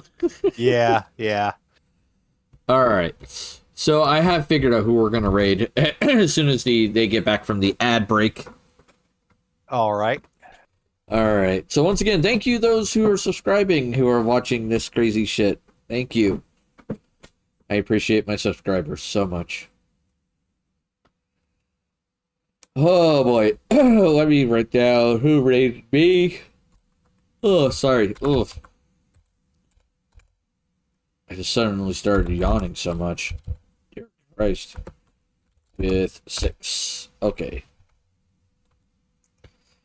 Oh, alright. So tomorrow is, let's see, what is on the agenda tomorrow? Oh no, there's no stream tomorrow. That's right. There's no stream tomorrow because I have a real life event I have to attend once a month with my kids, and so that's not happening. All right, welcome back, everyone. All right, so we're just about to raid out. Let me get something, the scheduling stuff done. All right, so for one, we are not having stream tomorrow, unlike our usual self. All right? That is because I have something in real life I have to take care of. Yes. All right? It's involving my kids. It's kind of important. We got to do it. So we're instead having stream Thursday because we are celebrating the streamiversary. 6 years. Woo! Yeah, at least 6 years I've been doing it. I think you've joined me, Candid Gamer, for what? 1? Are we on? No, 2 years. I would say 2, yeah. Yeah, 2 years. See, this is your 2-year streamiversary. Yeah, because I helped you do the last streamiversary, as a matter of fact. Yep, that's right. So, holy crap. 2 years for you, my dude. Time flies, huh? Uh-huh. So that'll be Thursday. I'll be playing Power World, though we are going to be having some fun with it. Because I still have in my Google Drive, if I could pull it up. Not in this one. Okay, it's in my other one. That's got to be my other one. Let me pull up my Google Drive because I don't have things.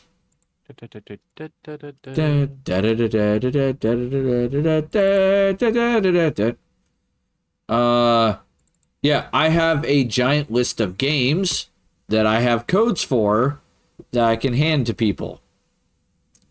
All right, gamey giveaway. So that's what I'll be doing.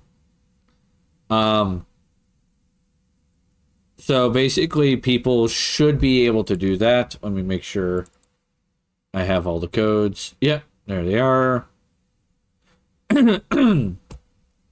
So with that being said, on Thursday, that's what I'll be doing, is giving away games while we do our streamiversary. So, huzzah! Huzzah. All right, so we're going to be rating Melissa in Denial because I mentioned her earlier. She's playing Skull and Bones. It's the new pirate game. Nice. So if you're one of my followers, please use the following raid message. If you are one of my tavern patrons, please use the following raid message because that's important. All right, and I hope to see you all Thursday for the streamiversary. Please make sure you take care of yourselves mentally and physically. Of course, one last fireball for the road. Yes, I'll try to be on for the Thursday stream. I'm not 100% sure that I can make it, but I'll try to be there. Yep. So please make sure you're taking care of yourselves. Great timing. Asshole. Mentally, physically. And I know you come to my wonderful, resplendent tavern for the witty banter, but you stay for my fuck-ups. So, see you all later. Peace. Doodles. Yeah. Doodles!